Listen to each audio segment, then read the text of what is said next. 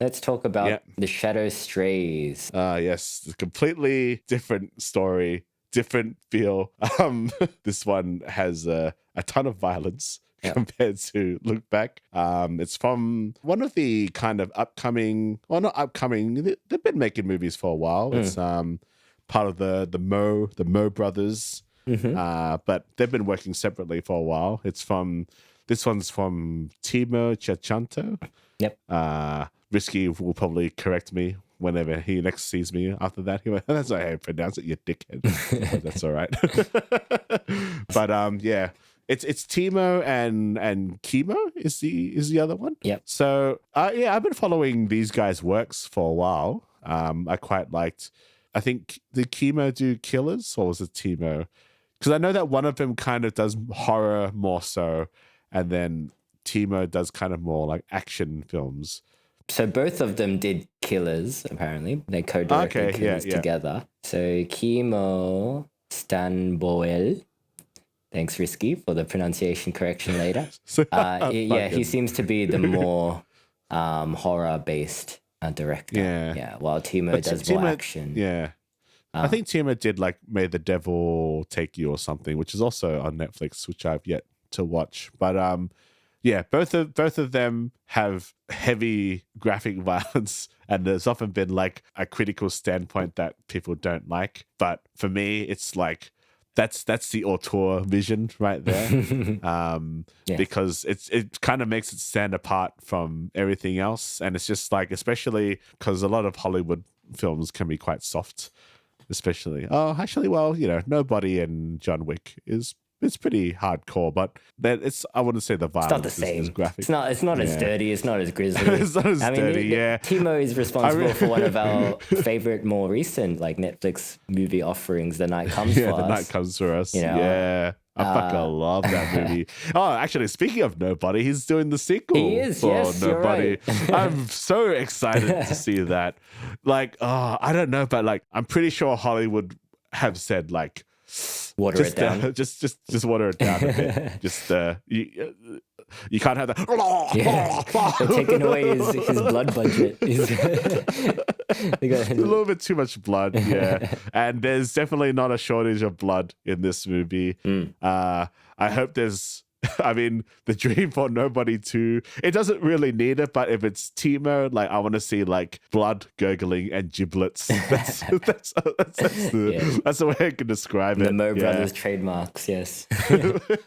Really dirty violence, yeah. But this film, The Shadow Strays, is a 2024 Indonesian action crime thriller film written and directed by Timo Tjahjanto. So it is on Netflix if you guys want to watch it. We'll do non-spoilers before we do spoilers. But basically it's, tried and tested assassins goes rogue story. So Codename 13, a 17-year-old trained assassin known as a Shadow, is part of an internal organization of assassins. Then on a mission in Japan, something goes wrong. She accidentally kills a innocent bystander, and that leads her to start feeling guilty about her profession. Then she gets embroiled in a situation with a boy named Monji and his murdered mother. When Monji is abducted by local gangsters, then 13 goes rogue and tries to rescue him. Yeah, and there's corrupt politicians and corrupt cops and gangsters and drug deals. A gimp mask at one point, or a couple of points, yeah. Yeah. I kind of like that story about, because she's like that 17-year-old assassin, so it's implied that the organization that she's joined is kind of like in that Spriggan field, the teenager who's gone through like a lot of military training or that kind of thing. Yep. Or what's that anime? Full Metal Panic, in a sense. Yeah, child soldiers. I really like, child soldiers. And also recently the Korean action series, The Witch, which I've seen the first one, which I quite enjoy as well. It's kind of cool. There's just something about the premise which I find really cool. And it's also very anime. The anime influence in this is strong. I mean, you're starting off in Japan, like the most of it. And there's a geisha in there, and there's like samurai battling and stuff. And But like, I guess what sets it apart is, I mean, it is the graphic violence. There's beheading. There's like people getting shot in the face with guns multiple times, and it's just really there's that cool. grenade that they chuck, and then it's like a shrapnel grenade. Oh, minces people. And then there's the two kind of guys that they sort of like humanize, the henchmen. So at this point where it's like, one of them is like a young kid, and then the other guy's like, you get a call from his daughter. It's like, oh, Dad, when you coming home? So I guess they're Timo's watch Austin Powers, and it's like, we should give like the henchmen some backstory. So like, you kind of feel bad when they eventually get killed by 13. That's her code name. I think Umbra is the one that kills the main gangster bodyguard guy. That's like her. So Umbra is her coach. trainer / mentor, I guess. Yeah. So she's a tough but fair instructor. She is also part of this organization of shadows, and she kind of acts as 13's mentor. They do go their separate ways though after the Japan mission. Well, she kind of gets like reprimanded by like, just like, you got to lay low for what you've done, because I think 13 accidentally kills like the geisha. She should have just told her to run, but she's kind of just like, just chill. I think Umbra was more annoyed that she got herself shot after killing that bystander because she froze. Because of that, she tells 13 to go back home and chill for a bit. You're not supposed to feel because you're an assassin. All that stuff. It's what's it called? Black Widow kind of situation. Get that Marvel algorithm back up, Tavi. Well, this movie is much better than Black Widow, though. So. And I haven't even seen Black Widow. It's not great. But yes, it is a pretty similar situation. So 13 is part of this organization, and because of this, she has to take like these kind of drugs that some kind of pill. You don't really know what it's for, but it kind of is implied that it's might have nefarious purposes. Maybe it's like it's supposed to be like an emotion suppressor. That's what I kind of gathered. That's what they were, because she's feeling guilt, right? It is affecting her psyche on some level, and she's starting to lose the plot a bit. Well, it's because the world itself is built that they are part of this like kind of underground but well-known organization called like the Shadows, and they are trained for killing. That's their main stint, and they're very fucking good at it. They're child soldiers. They've been like plucked up from other massacres that they've like taken part in, and taken the kids and trained them to become killers.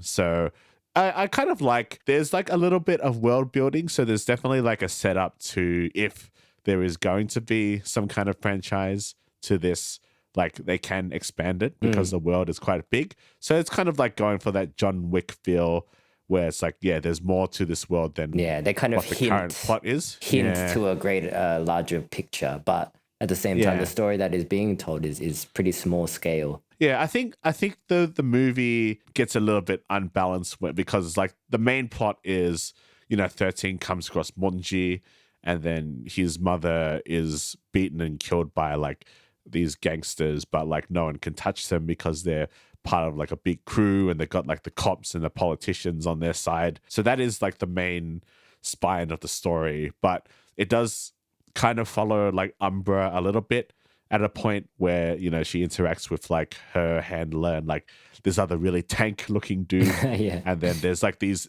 X shadows and stuff. And it gets a little bit unbalanced because you kind of like loses focus a little bit, I think, as well. It's like there's two storylines happening at once, right? It's kind of like a little bit too much. Like it doesn't feel as organic a world building as say like a John Wick movie does. But like, I think if you're watching a Timo movie for like its intricate world building, you're probably watching the wrong kind of films. It's definitely like the fighting. And I love that, like, a lot of people will complain like, oh, she's a fucking female. How can she do this and that? Like, shut the fuck up, man. Like this movie is just cool, like the action is so fun to watch because there's not that many edits in between a lot of the action scenes. So it is like the actors doing the work, doing the physicality of the roles. Yeah.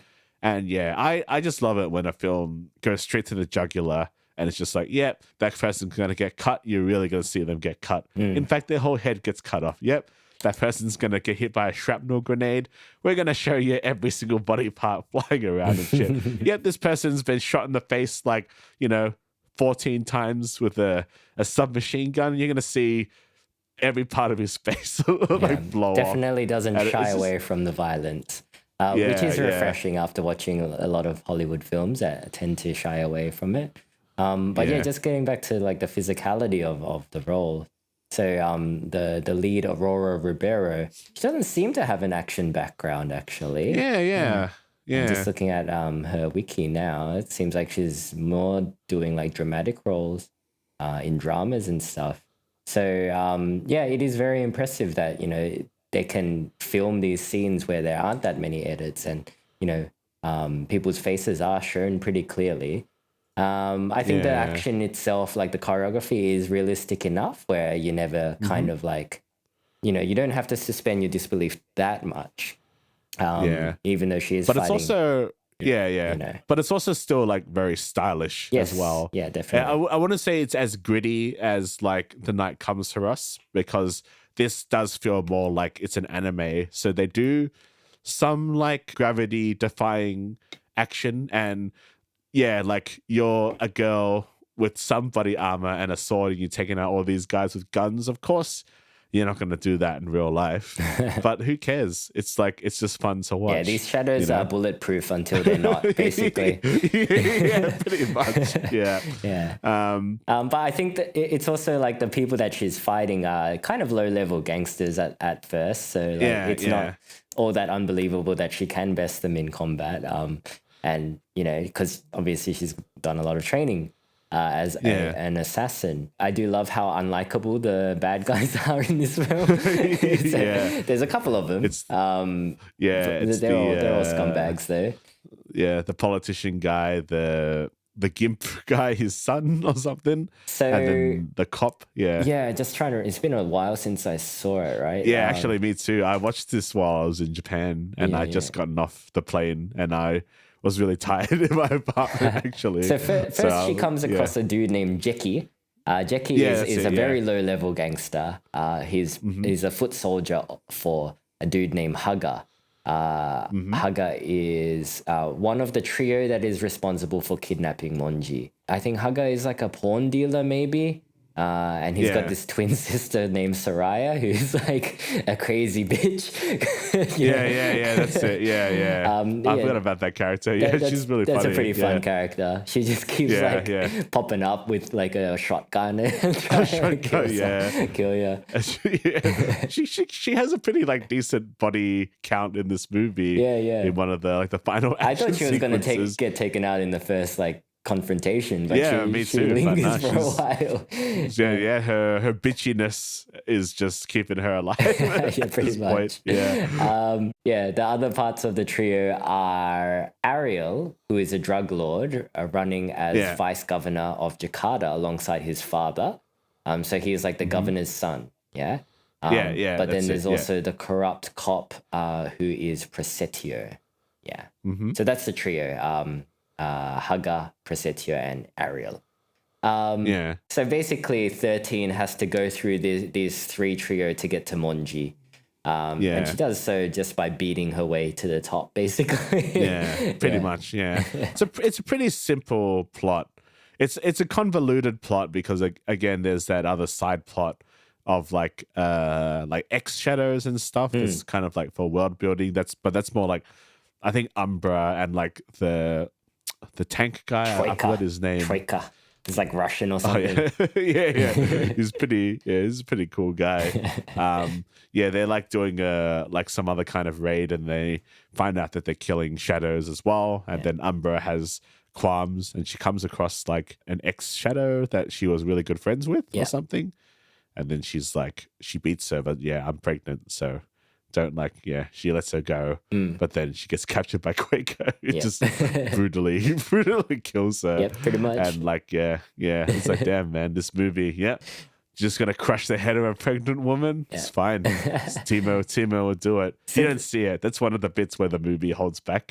But that's probably I guess that's probably for the better. So there's probably a line. The two stories happening pretty simultaneously, and I think it's weaved well enough that you're kind of always thinking that the two stories are going to merge at some point. Which they kind of do. They kind of do. So basically, well, I guess we'll have to get into spoilers before talking about how they connect.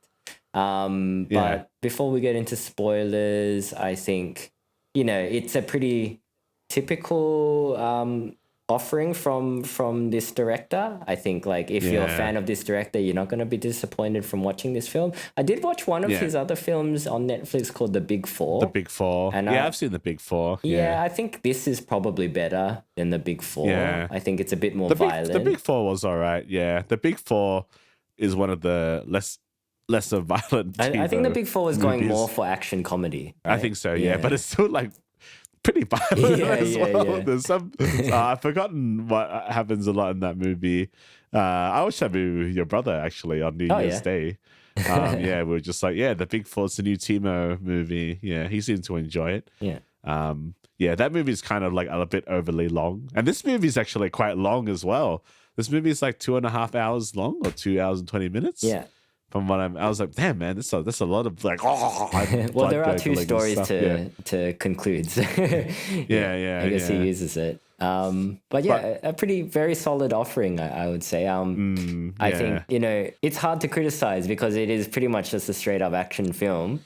I mean, again, it's not a plot that's going to change your life. You're not going to become a better person. It's not going to tug at your heartstrings.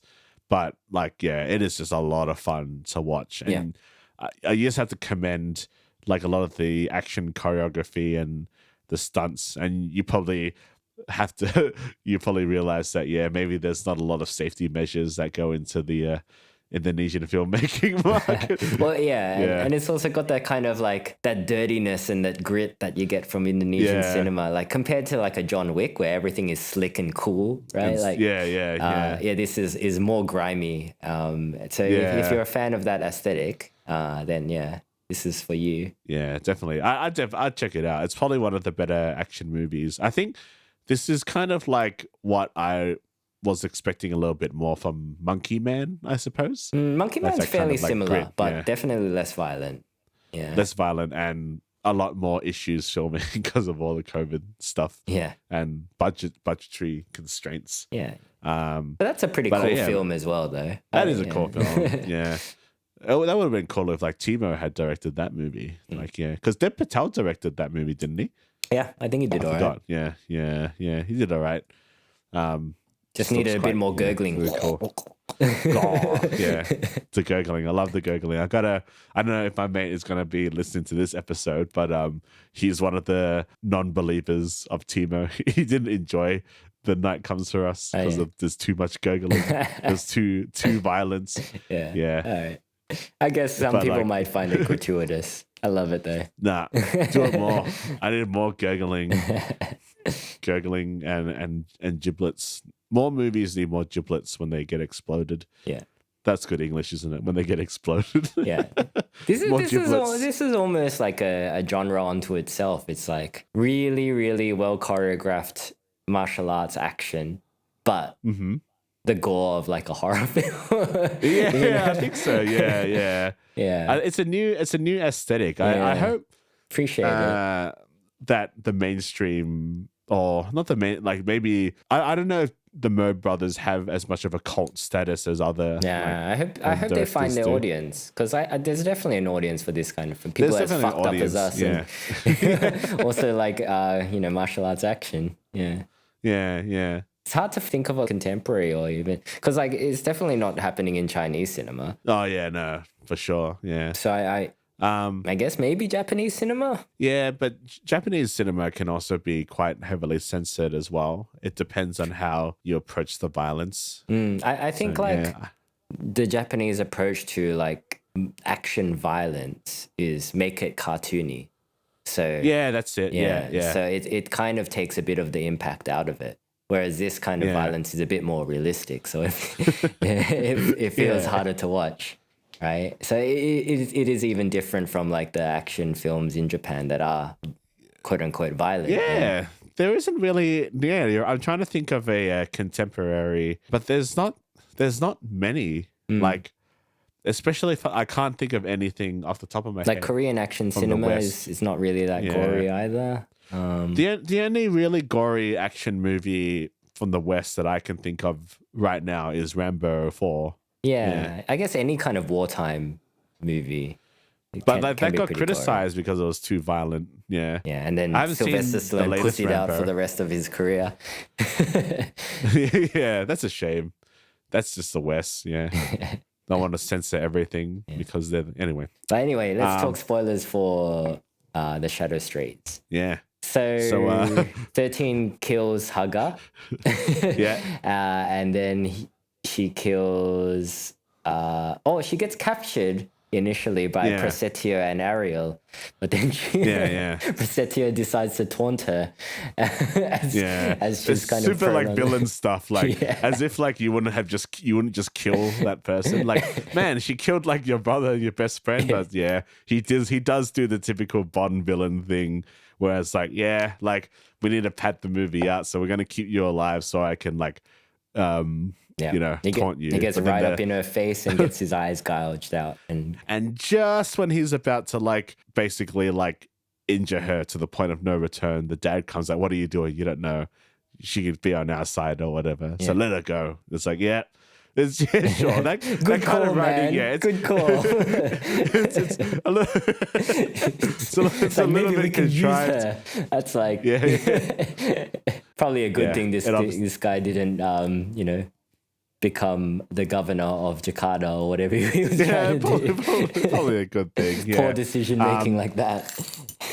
But she does come across Monji, who has been severely beaten by Ariel's gang. And I think in one of the climax scenes, it's supposed to be like there's this running plot of like a drug deal that's going on, like an important drug deal. But unlike the Killer remake, it's not really that played up on. It's just like, we need a reason for like a climax, or the pre-climax, I suppose. So there's this big drug deal. They're supposed to do the deal, and then when she does it, it's like, then they'll take Monji to hospital. So stupid. So their plan is to do this deal with this drug lord, right? But then after the money has been exchanged, she is to go and assassinate the drug lord, like after the deal's been concluded. Like, why though? It's just typical, like the villains getting greedy, right? It's just typical Asian gangster shit, just getting greedy. It's like in the original Killer. Just pay the guy. It's true. Like, he would still be alive. It's just greed, Dad. That's all it is. It's greed. And the politician guy who throughout most of the movie, he's quite like an intimidating figure, but then like he meets his demise pretty easily at this point. Oh, please don't kill me, and it just gets shot. He gets minced under gunfire. Pretty good. Pretty funny. He's like, he becomes like a pussy very, very quickly. And then the son goes there. Then that's really, really fun shootout. Like, again, lots of bullets flying and the shootout occurs crazy because chick, Jackie realizes that Monji has died from his injuries. So the deal that they had with 13 for her to assassinate the drug dealer was under the condition that they would let Monji go. But since Monji has died, all bets are off. So 13 starts shooting everybody. Everybody starts shooting everybody.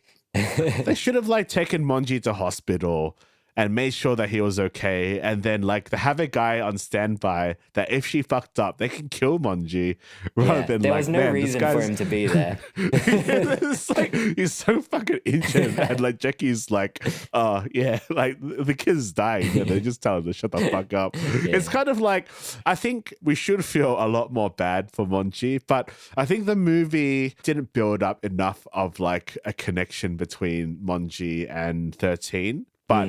I don't think the movie really wants you to feel that bad either, because I think Timo knows what kind of movie he's making. So I think this is the balance of like, it's a movie where it's like, yeah, like Monji is dead, but like I don't want you to feel like super down about it. Like, I just want you to enjoy they show the just following enough action scene of the characters interacting for you to understand 13's anguish, but not feel it yourself.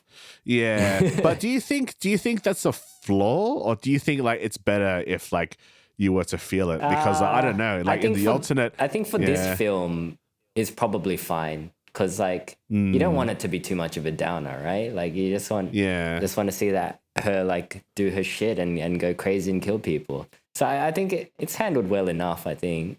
Yeah, but I wonder if it like if you did have that, you know, I guess if the movie was less focused on the X Shadows storyline and it was just her and Monji, they probably could have had that. But it also kind of runs the risk because most people watching a lot of action thrillers like this are not wanting to feel that much. So I guess it's kind of equated to John Wick and his dog, right?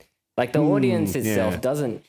I know people love dogs, but the audience watching John Wick doesn't really feel that much for the dog. But they understand the justification for John Wick's anguish, right? Like when his dog is taken from him. I think it's the same situation in this film. It's like Monji is the dog. He's like you understand why she's angry, but you yourself are a bit removed from that emotion. Yeah, I guess they didn't do the Crow remakes like. They could have way of like building Is that it what up you would have preferred, killing, I don't know, probably not, to be honest. Just thinking about it now, like I just want to see, you know, 13 kill a bunch of guys, and she does, she kills a lot of people in this scene, and then she eventually kills like basically everyone. She kills everyone, like, even that crazy bitch. She kills. No, it was Jackie like runs her over with a car or something. That's right. And she like explodes or some shit. Yeah, it's pretty graphic. Yeah, that's funny though. Yeah, she shotguns a lot of people. Everyone is so sweaty in that scene. It's Indonesia, man. The main guy is like shirtless, I think, at one point. He's just glistening. He's got like an RPG. It gets wild. That's it. It's cool. But that's not even like the marquee action scene, because then what happens after is like, you know, I think they're gonna take Monji to like bury him or something, and then her, because Jackie and her kind of become friends, but then Umbra and all the other team come and they kill him, right? Yep, they kill Jackie. Is that what happens? Yeah, they kill Jackie, and she's like, Jackie! And then Umbra's like, why are you disobeying orders and shit? And then she has her like handler, and is like, now I got to clean up all this like bullshit or whatever. Oh yeah, the handler guy. He basically wants Umbra to kill 13 because she's kind of too far gone. She doesn't believe in what they do. But then Umbra is starting to have doubts now after watching her pregnant friend's skull get crushed by the Russian guy. What was his name again? Troika, yeah. She doesn't, like, she hesitates as well, and then like 13 gets away, and then Troika goes after 13. And there's a pretty cool action scene between 13 and Troika, and she kind of has to use her, like, you know, this is typical, use her like nimbleness to outwit his brute strength, which she does kill him. But yeah, probably which follows is probably like the best action sequence in the movie. Is Umbra versus 13. This fight was a lot of fun. It's very reminiscent of like Night Comes for Us. There's a lot of gradual damage, injuries and damage over time, and it's really fun to watch. And it's great. Like, I was having so much fun watching this. It's a good mix as well. Of like, it's really stylized. So I think there is a little bit of CG maybe in some of the attacks. Yeah, I think so. Yeah, but it's very Spriggan-esque as well. There's a lot of like strafing and shooting involved. Like I think it's really cool to see like the two characters in the fight scene fatigue as they are fighting. Like I always say, best fight scenes, you know, tell a story in and of itself. So you should be able to see like the characters fatiguing and getting chipped away little by little. Yeah, you're getting this. Their sensories, like their senses are getting like less and less. What's the word I'm looking for? They're getting damaged, so they're less aware of their surroundings. They're kind of more dazed. And the fighting becomes less elegant as it goes on. Yes, that's it. Yeah, and it's, every move seems very purposeful, right? Like the swords might clash, and one of the swords might break, and then that broken sword will play a part later in the fight scene. Everything that happens in the fight, it feels very purposeful, and it comes back into the fight at some point. And eventually it ends in 13's victory, I guess, over Umbra. Yeah. But the handler comes in and ruins it all, and he's about to kill 13 when she's at her lowest, but Umbra kind of like sacrifices herself. I forgot how she kills that guy, but it's like she blows him up or something, doesn't she? Or something like that. Well, they fight it out, and it kind of ends in a standoff. I think Umbra might have the upper hand, but then the handler arrives and orders her to kill 13. But then Umbra, she shoots the handler, and the handler shoots her at the same time, I think. Yeah, that's it. Yeah. So they both kind of fatally shoot each other. And then, 13... Yeah, that's it, yeah. Kind of like is cradling Umbra as she dies. Yeah, and Umbra kind of tells her 13's real name, which is Nomi. And like it's basically, as we were saying, like her mother was part of collateral for like whatever the shadows were doing. And Umbra took 13 or Nomi in to become a shadow herself. Yeah. So it's kind of cool. And again, like, just a very fun action scene, very stylized but gritty, and just I just enjoy seeing that damage over time shit. And to anyone who wants to see like females in an action role and have it like look cool, watch this fucking movie. It's like they can do it, man. There's nothing sexy about it, guys. I'm just giving you a heads up. This movie, there's nothing sexy about it. They really fuck each other up. It's definitely not the killer remake, huh? It's cool.